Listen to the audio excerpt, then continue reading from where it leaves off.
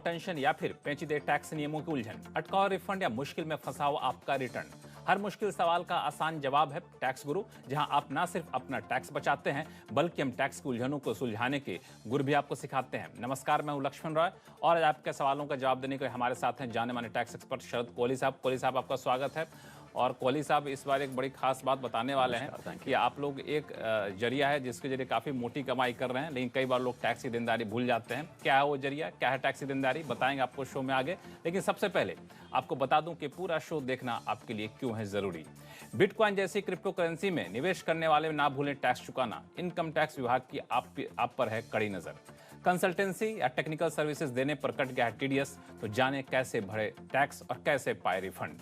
और अब input tax credit पाना होगा और भी आसान, क्योंकि बायर और सेलर के बीच जीएसटी पोर्टल कराएगा बातचीत। इन सारे मुद्दों पर बातचीत करेंगे, लेकिन सबसे पहले एक अहम मुद्दा वो है बिटकॉइन जैसी क्रिप्टो करेंसी को लेकर के।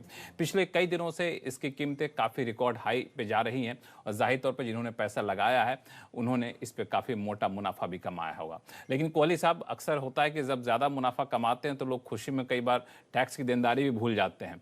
तो सबसे पहले बता दूं कि आप अगर क्रिप्टो करेंसी से पैसा कमा रहे हैं तो टैक्स की देनदारी शायद बनती है कि नहीं बनती, इसको लेकर काफ़ी कंफ्यूजन रहता है। तो कोहली साहब, मुझे ये बताइए कि इस पर टैक्स की देनदारी बनती है कि नहीं बनती। ये सवाल मैं इसलिए पूछ रहा हूँ क्योंकि रिजर्व बैंक ने कहा था कि ये एक तरह से फैसला दिया था कि ये गैर कानूनी है। जब कोई गैर कानूनी तरीके से पैसा कमा रहा है तो वो तो बिल्कुल गैर कानूनी, उस पर टैक्स की देनदारी किस बात की। जी हाँ लक्ष्मण, बिटकॉइन ने हाल में हमने देखा कि $20,000 तक की प्राइस छुई और ऑल टाइम हाई था। ये तो लाजमी बात है, जिन लोगों के पास था उनको अच्छा खासा मुनाफा हुआ होगा। आपने जिस रिजर्व बैंक की सर्कुलर की बात करी, जिस डायरेक्टिव की बात करी, उसके ऊपर एक सुप्रीम कोर्ट का कुछ दिन पहले, उसके कुछ दिन बाद, अब से कुछ समय पहले एक रूलिंग आई थी जिसमें बिटकॉइन को बैंक के माध्यम से जो रोक लगाई गई थी उस पर रोक हटा ली गई थी। इसका मतलब बिटकॉइन में ट्रेड करना गैर कानूनी तो नहीं है, पर यह जरूर है कि इनकम टैक्स की उन लोगों पे नजर जरूर है लक्ष्मण, जो लोग इससे मुनाफा कमा रहे हैं, जो लोग इसमें ट्रेडिंग कर रहे हैं और जो लोग मुनाफा कमा के टैक्स वैक्स नहीं देते हैं। तो इस पे थोड़ी सी समस्या यह है कि अभी मुझे लगता है कि इनकम टैक्स डिपार्टमेंट की तरफ से एक क्लैरिफिकेशन की उम्मीद है जिसमें यह बताया जाए कि क्या ये कैपिटल गेन माना जाएगा, मतलब कुछ समय रख के आपने बेचा जिस प्रकार शेयर्स होते हैं, क्या ये कैपिटल गेन है? और जो लोग इसमें ट्रेडिंग करते हैं बहुत फ्रीक्वेंटली, क्या ये स्पेकुलेटिव बिजनेस माना जाएगा या इसको इनकम फ्रॉम अदर सोर्सेज में माना जाएगा? मेरी समझ यह है कि अभी जब तक डिपार्टमेंट से कोई रूलिंग नहीं आती, इस पे पूरा 30% जो मैक्सिमम रेट है टैक्स का, वो एक करदाता को देना चाहिए। पर उम्मीद है कि डिपार्टमेंट से क्लैरिफिकेशन आ जाएगा। पर अलग अलग लोग अलग अलग तरीके से इसको इंटरप्रेट कर रहे हैं, क्योंकि अभी ये कैपिटल एसेट की डेफिनेशन में पूरी तरह से कहीं लिस्ट आउट नहीं किया गया है, तो इसलिए कंफ्यूजन है। खैर, मूल मुद्दा यह है कि अगर आप कमाई कर रहे हैं बिटकॉइन से तो ये ध्यान रखिए कि इनकम टैक्स डिपार्टमेंट की आपके ऊपर हुजूर नजर है, ये चोरी छुपे वाला काम नहीं चलेगा और इस पे आप 30% के हिसाब से फिलहाल टैक्स जमा कराते जाएं। देखिए, इसमें दरअसल कोहली साहब मेरा सवाल एक और बनता है, वो ये कि ये जो क्रिप्टो करेंसी है, इसको हम लोग करेंसी कहते हैं बोलचाल की भाषा में, लेकिन करेंसी के तौर पर तो इसको मान्यता प्राप्त है नहीं, भले सुप्रीम कोर्ट की रूलिंग क्यों नहीं आ गई हो। तो इससे जो आमदनी होगी उसको किस कैटेगरी में माना जाए, करेंसी के तौर पर होने वाली आमदनी कैटेगरी में या फिर किसी प्रॉपर्टी से होने वाली आमदनी कैटेगरी में? मुझे लगता है आपने 30% वाली बात कही, शायद आप प्रॉपर्टी मान के चल रहे हैं इसको। नहीं, मैंने लक्ष्मण यही स्पष्ट करने की कोशिश करी, क्योंकि आयकर में कैपिटल एसेट डेफिनेशन होती है, तो अभी कैपिटल एसेट की डेफिनेशन में नहीं है। तो अगर कैपिटल एसेट की डेफिनेशन में नहीं है तो इसको आप कैपिटल गेन नहीं लगा सकते, इसको आप स्पेकुलेटिव इनकम गिन सकते हैं या इनकम फ्रॉम अदर सोर्सेज गिन सकते हैं। इसीलिए मैंने उसको सेफ बेट लेने के लिए कि बिल्कुल आप सुरक्षित रहें, आयकर आपके ऊपर प्रश्न ना उठाए, 30% मैक्सिमम रेट होता है किसी भी इनकम फ्रॉम अदर सोर्सेज को या स्पेकुलेटिव इनकम को टैक्स करने के लिए। इसीलिए इसको 30% के दायरे में टैक्स करके फिलहाल जमा करा देना चाहिए। यह ना प्रॉपर्टी है, आपने बिल्कुल ठीक कहा, अभी करेंसी की मान्यता यहां पर नहीं है, हालांकि कुछ सिंगापुर वगैरह ऐसे देश है जहां पर यह करेंसी की तरह चलता है, परंतु इसको मेरे हिसाब से 30% जो मैक्सिमम रेट है उस पर जो सरचार्ज सेस लगता है वो लगा के इस पे टैक्स इसके मुनाफे पे टैक्स जमा करना चाहिए। बिल्कुल, आपने मुनाफा कमाया है तो आप इस पर टैक्स जरूर जमा करिए। हाँ, इनकम टैक्स विभाग की तरफ से अगर कोई सफाई आती है तो फिर उसके हिसाब से हो सकता है कि टैक्स की देनदारी आपकी बदल जाए, लेकिन अभी तक कोई सफाई नहीं आई है। हाँ। आपके इनकम टैक्स भरने तक सफाई नहीं आती है तो फिर जैसा कि कोहली साहब बता रहे हैं, अगर आप बहुत ही सुरक्षित रहना चाहते हैं, कोई टेंशन नहीं लेना चाहते हैं तो 30% की देनदारी के हिसाब से टैक्स वहां पर चुका दीजिए।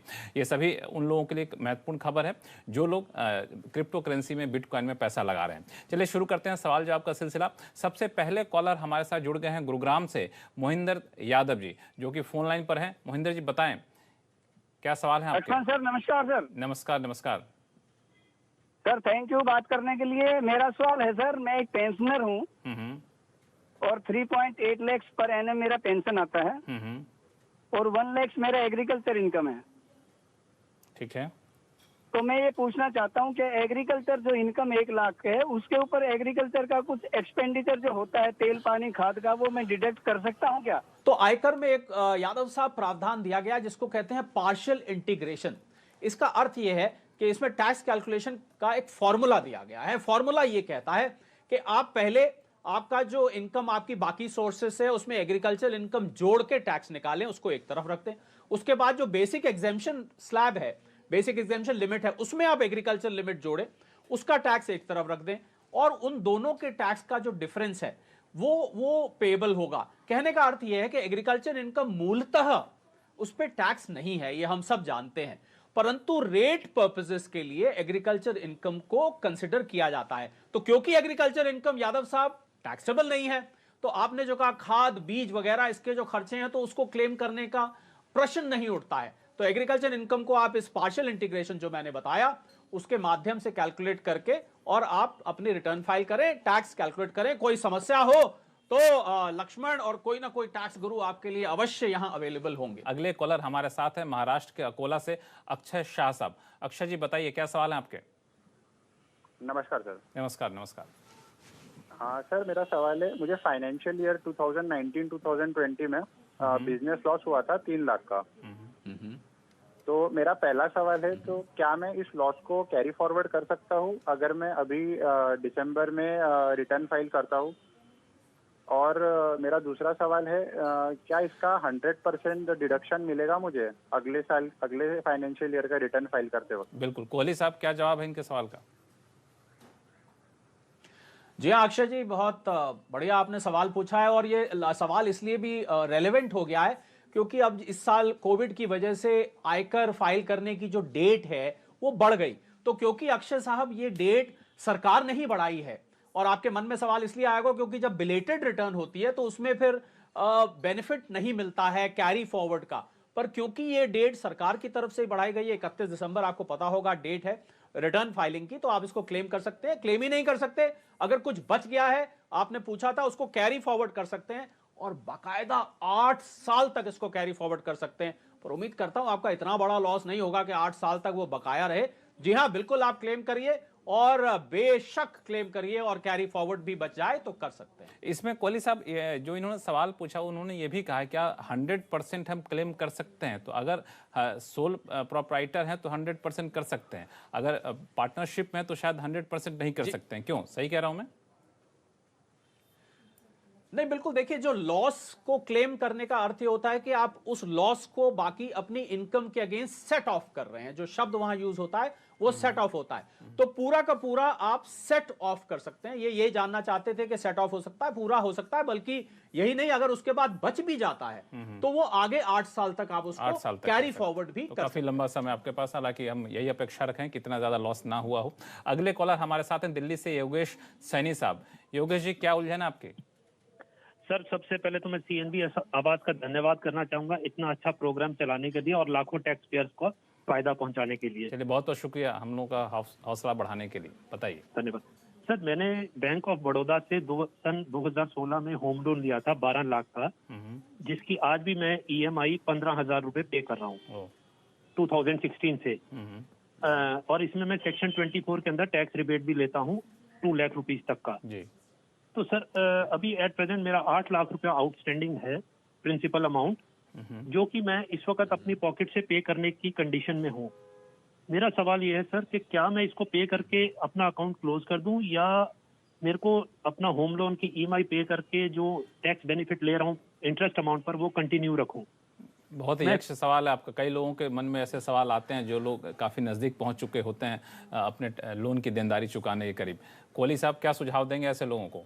देखिए योगेश जी, इस सवाल का जवाब इसमें छुपा है कि आपकी जो इंटरेस्ट का बेनिफिट ले रहे हैं सेक्शन 24 में, वो बेनिफिट आपको कितना मिल रहा है। क्योंकि होता क्या है कि शुरू में जब आप लोन रीपेमेंट शुरू करते हैं तो इंटरेस्ट ज्यादा जाता है, प्रिंसिपल कम जाता है, बाद के सालों में उल्टा हो जाता है। तो आप ये देखें कि आपका जो टैक्स का बेनिफिट आ रहा है सेक्शन 24 में लेके, और मैं एक और सलाह आपको दूंगा कि आप new regime versus old regime भी एक कैलकुलेशन करके देखें। हो सकता है आपको जो नया रेजीम है जिसके अंतर्गत डिडक्शंस नहीं मिलती हैं, अगर आपको नए रेजीम में फायदा हो रहा है तो फिर आपका हाउसिंग लोन का इंटरेस्ट का कोई मायना नहीं रह जाता है। तो आप एक दफे वो भी कैलकुलेशन करके देखें, ये भी देखें कि आपको कितना टैक्स बेनिफिट आ रहा है। और एक आखिरी बात योगेश जी, मैं ये भी कहना चाहूंगा कि लोन तो लोन ही रहेगा, तो लोन को खाली टैक्स के पैमाने पर उसकी कसौटी को घिसे ना, क्योंकि लोन अपने आप में एक सरदर्दी भी होता है, हर महीने ईएमआई जाती है और एक कर्जा सिर पे चढ़ा रहता है। तो अगर आप वापस देने की पोजीशन में हैं तो बहुत सारे लोग सोचते हैं कि इस लोन से जान छुड़ाई जाए, तो इसमें बाकी के फैक्टर्स को भी आप दिमाग में रख के चलें। परंतु टैक्स के पॉइंट ऑफ व्यू से जो मैंने आपको बताया, आप एक दफे करके देखें। कोई परेशानी हो तो हमें जरूर बताइएगा। चलिए फिलहाल वक्त है छोटे से ब्रेक का। ब्रेक के बाद आपको बताएंगे कंसल्टेंसी या टेक्निकल सर्विसेज देने पर कट गया है टीडीएस, तो जाने कैसे भरे टैक्स और कैसे पाए रिफंड। लौटते हैं छोटे से ब्रेक के बाद एक बार फिर से आपका स्वागत है। आप देख रहे हैं टैक्स गुरु और आपके सवालों का जवाब देने के लिए हमारे साथ हैं जाने माने टैक्स एक्सपर्ट शरद कोहली साहब बने हुए हैं।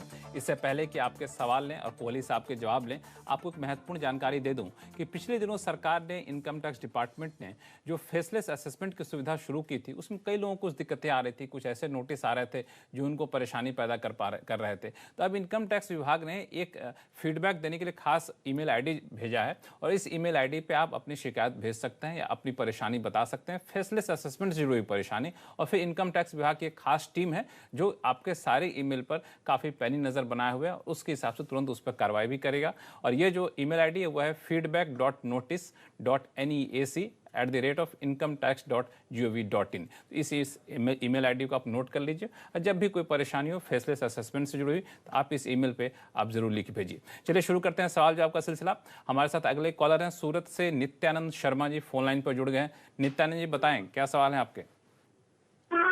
सर हम मास्टर मैरिनर प्रोफेशन से जुड़े हैं। मेरा नाम कैप्टन नित्यानंद शर्मा जी और मैं मास्टर मैरिनर हूँ। सर हम जो है तो सेलिंग भी करते हैं, मतलब स्विच पे आते हैं, कभी एनआरआई स्टेटस भी होता है 183 डेज वाली बाहर में, और हम जमीन सर्विस भी करते हैं जिसमें हमको फॉर्म 16 भी मिलता है, कभी 16A भी मिलता है।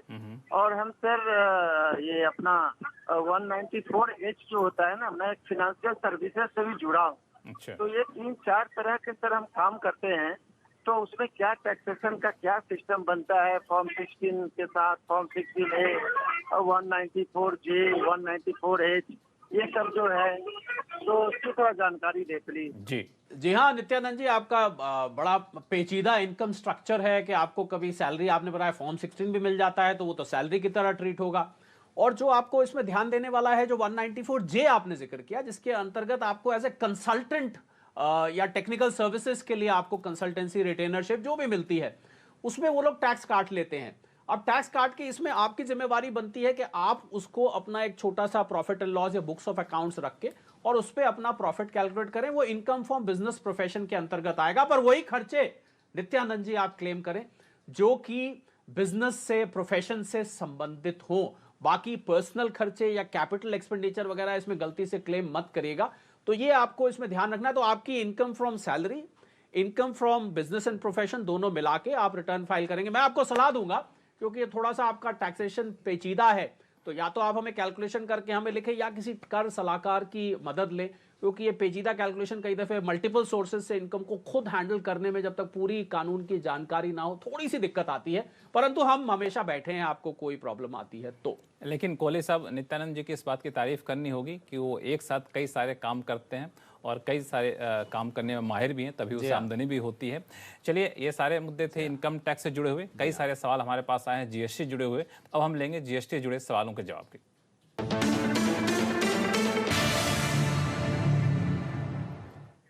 जीएसटी पर कई सारे सवाल आए हैं, फोन कॉल भी हैं, ईमेल आईडी भी हैं, लेकिन इससे पहले एक बड़ा ही महत्वपूर्ण मुद्दा कि हम लोगों ने कई बार पिछले शोज में भी ये सारे मुद्दे उठाए थे कि अक्सर इनपुट टैक्स क्रेडिट पाने में लोगों को परेशानी होती है। परेशानी ये होती है कि बायर ने सामान लिया, सेलर ने अपलोड नहीं किया, कई बार सेलर ने कोई डॉक्यूमेंट अपलोड नहीं किया, आईटीसी नहीं मिल पा रहा है, तो आखिर क्या उपाय क्या है? तो अब इन जीएसटी की तरफ से खास तौर से जीएसटी पोर्टल पे एक ऐसी सुविधा दी गई है जिस पर बायर और सेलर के बीच में बातचीत हो सकेगी और जो भी जरूरी दस्तावेज होंगे उसको अपलोड करने के लिए कहा जा सकता है। तो ये जो सुविधा है कोहली साहब, कितना कारगर होगा, आपको क्या मानना है? आपके पास भी कई ऐसे मुद्दे आते होंगे। जी हाँ लक्ष्मण, और बहुत बायर और सेलर के बीच में बहुत कशमकश रहती है, क्योंकि बायर निरंतर सेलर को कहता रहता है भाई अपनी आप इनवॉइस अपलोड करिए, आपने टैक्स जमा कराया, रिटर्न टाइम पे फाइल करी, क्योंकि मैं इनपुट टैक्स क्रेडिट नहीं ले रहा चाहूँ। तो उनके बीच में जो ये गुफ्तगू होती है ना लक्ष्मण, गुफ्तगू से मुझे एक शेर याद आ गया, और ये जीएसटी की इस अमेंडमेंट से रिलेटेड आप कहें तो एक लाइन बोल दूं। बिल्कुल बिल्कुल। देखिए किसी ने कहा कि लाख परेशानियां सुलझ जाती हैं जब शुरू होती है गुफ्तगू। देखिए जीएसटी से संबंधित है, लाख परेशानियां सुलझ जाती हैं जब शुरू होती है गुफ्तगू, वरना आप अपने घर, हम अपने घर, और रिश्तों में बनी रहती कश्मकश की बू।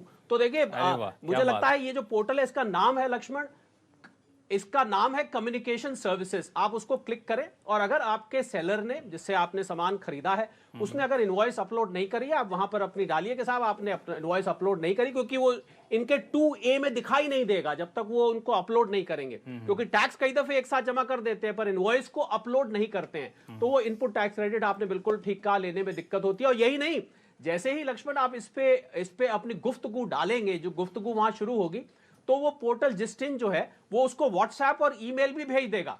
तो साथ साथ मतलब वो पोर्टल भी काम करना शुरू कर देता है। तो उससे क्या होगा, जो कश्मकश चलती है बायर सेलर में, उसमें राहत मिलेगी, आईटीसी जल्दी क्लेम कर पाएंगे, और आपस में जो स्ट्रेस हो जाता है कई दफे हम देखते हैं बायर सेलर में, वो भी, उसमें भी फर्क पड़ेगा। इसमें सप्लायर भी कह सकता है कि आप जीएसटीआर 1 जो है आपने नहीं दिया, वो हमें भेजिए, अपलोड करने के लिए कह सकता है। और जैसा कि आपने कहा, ये सारी गुफ्तगू जो है ये चुपके से नहीं हो रहा होगा, ये सारी गुफ्तगू हो रही होगी आपको जीएसटी पोर्टल पे, तो सरकार की भी नज़र होगी, हर किसी के ध्यान में होगा। तो ये जो कई बार जाने अनजाने में लोग छोड़ देते थे, तो वो शायद अब ऐसा संभव नहीं हो पाएगा। तो मुझे लगता है बहुत ही बड़ा कदम है, और सरकार ने अपने बयान में भी कहा है कि ऐसे कई सारे और कदम सरकार उठाने वाली है जो जीएसटी जुड़े हुए कारोबारियों को जो परेशानी हो रही है उसको दूर करने के लिए। चलिए अब शुरू करते हैं सवाल जवाब का सिलसिला जो जीएसटी जुड़े हुए हैं। देहरादून से दीपेंद्र सिंह जी हमारे साथ फोन लाइन पर जुड़ गए हैं। दीपेंद्र जी बताएं, क्या उलझन है आपकी? मेरा नाम दीपेंद्र सिंह है और मैं देहरादून से हूँ जी। हमारी फैक्ट्रीज हैं, ऑटो पार्ट्स मैन्युफैक्चर है हम लोग, हिमाचल प्रदेश उत्तराखंड में। हमने एक ऑर्डर दिया था किसी डिस्ट्रीब्यूटर को हिमाचल में कुछ स्पेयर पार्ट का उत्तराखंड फैक्ट्री के लिए, लेकिन डिस्ट्रीब्यूटर ने गलती से उत्तर जो वो माल डिलीवर कर दिया हिमाचल फैक्ट्री में, जिसमें GSCIN उन्हें उत्तराखंड फैक्ट्री का लगा दिया। तो इसमें ये पूछना चाहता हूँ कि इसमें कोई प्रोसीजर है कि हम कुछ क्लेम आईटीसी क्लेम कर सके इनवॉइस में? ओहो दीपेंद्र जी, ये तो कुछ मिक्सअप हो गया, मुझे लग रहा है उसको नजदीक लगा होगा, उसने दे दिया। देखिए अगर उसने हिमाचल प्रदेश से उत्तराखंड में बिलिंग करनी होती तो वो उस पर आप ध्यान दीजिएगा IGST चार्ज करता। अब क्योंकि उसको लगा होगा कि ये फैक्ट्री वहां हिमाचल में पास है, उसने वहीं दे दिया, तो इसको आप उत्तराखंड में तो क्लेम नहीं कर पाएंगे। तो या तो उसको इनवॉइस ठीक करके देनी पड़ेगी, क्योंकि या उसको IGST लगाए तब आप इसको उत्तराखंड के अपने, क्योंकि दोनों स्टेट्स का अलग अलग जिस्टिन होता है, तो या IGST चार्ज करवाइए या उसको बोलिए अपने इनवॉइस ठीक कर रहे, वरना आप इसका ITC क्लेम नहीं कर पाएंगे। चलिए अगला सवाल हमारे पास है झारखंड के रांची से, जो मनोज कुमार जी हैं फोन लाइन पर जुड़ गए हैं। मनोज जी क्या सवाल है आपके? मैं मनोज सिंह रांची से बोल रहा हूँ। मेरा सवाल था, ये मेरी फ्लाइयर्स ब्रिक की प्लांट है रांची में, और हम लोग OPC सीमेंट से फ्लाइयर्स ब्रिक बनाते हैं, पेपर्स बनाते हैं। तो जो हम सीमेंट खरीदते हैं उस पर 28% हमको GST देना पड़ता है, एंड जो हम फ्लाइयर्स ब्रिक सेल करते हैं उस पर 5% GST हम चार्ज करते हैं। ठीक है। तो डिफरेंस जो है गवर्नमेंट के फंड में 7 से 8 लाख रुपया हो चुका है। अच्छा। वो हमारा क्रेडिट, तो उसको हम कैसे निकाल पाएंगे? ऐसे तो ये बढ़ता ही जाएगा इतना डिफरेंस रहा। नहीं, काफी अच्छी खासी रकम है। कोहली साहब उपाय बताएं।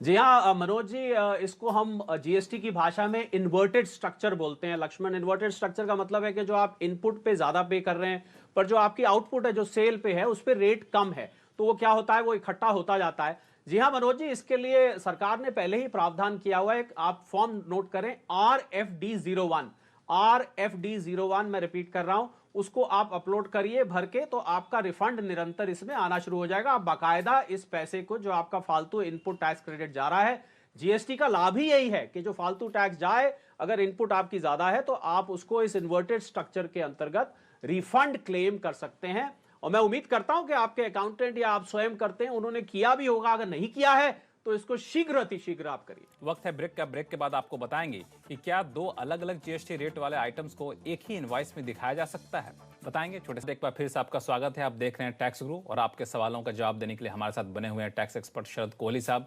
कोहली साहब, अगला सवाल हमारे पास आया है फरीदाबाद से संजय गुप्ता जी का, जो कि फोन लाइन पर जुड़ गए हैं। संजय जी बताइए, कैसे दूर करें आप उलझन को? मेरे कस्टमर्स आते हैं, प्रोडक्ट्स लेते हैं हम, तो उसमें किसी में 5% है, किसी में 12% है, तो हम बिलिंग वो अलग अलग बिल करना पड़ता है। हमारे जो एक्सपर्ट ने बताया, जो हमारा कंसल्टेंट है, कि अलग अलग बिल करो। तो इज इट नॉट पॉसिबल कि हम एक ही बिल बना के दें, या अलग अलग 5% 12% के अलग अलग बिल देने पड़ेंगे? देखिए गुप्ता जी, आपकी ऐसे बहुत सारे लोग हैं, बल्कि मैं और आगे भी बताना चाहूंगा लक्ष्मण, जो कि 5 तरीके के आइटम डील करते हैं। 0, 5, 12, 18, 28 जो जीएसटी के 5 स्टैंडर्ड रेट्स हैं, तो उनको तो 5-5 इनवॉइस इस हिसाब से रेस करनी पड़ेंगी। तो वो तो एक ही कस्टमर 5-5 इनवॉइस, जी हाँ, इसकी जरूरत नहीं है। आप एक ही इनवॉइस पर HSN कोड लिखिए और 5% वाला, 12% वाला एक ही इनवॉइस पे अलग अलग, उसी एक ही इनवॉइस के अंदर सेक्शन क्रिएट करके आप सिंगल इनवॉइस पे, पेपर भी बचेगा, आपकी मेहनत भी बचेगी, आपका काम आसान भी हो जाएगा। तो अपने कंसल्टेंट को कहिए, साहब हम इसको एक ही पेज पे करना चाहते हैं, और जीएसटी के प्रावधान आपको बाकायदा इसकी इजाजत देते हैं। तो बिल्कुल संजय गुप्ता जी, आपको कहीं टेंशन नहीं लेना। अलग अलग रेट के लिए अलग अलग आपको इनवॉइस जनरेट करने की जरूरत नहीं है। हर रेट के लिए एक ही इनवॉइस जनरेट कर सकते हैं। और इसी तरह के पेचीदे सवालों का जवाब देते हैं अपने टैक्स गुरु में। फिलहाल वक्त हो चला है टैक्स गुरु को यहीं पे खत्म करने का। और आपके पास भी कोई सवाल है, चाहे इनकम टैक्स से जुड़ा हुआ हो या फिर जीएसटी जुड़ा हुआ, तो आप हमें लिख भेजिए tax@moneycontrol.com पर। बस अपने सवाल के साथ अपना नाम और मोबाइल नंबर लिखना ना भूलें। नमस्कार फ्रेंड्स, मिलते हैं अगले वीडियो के अंदर। जब तक के लिए गुड बाय।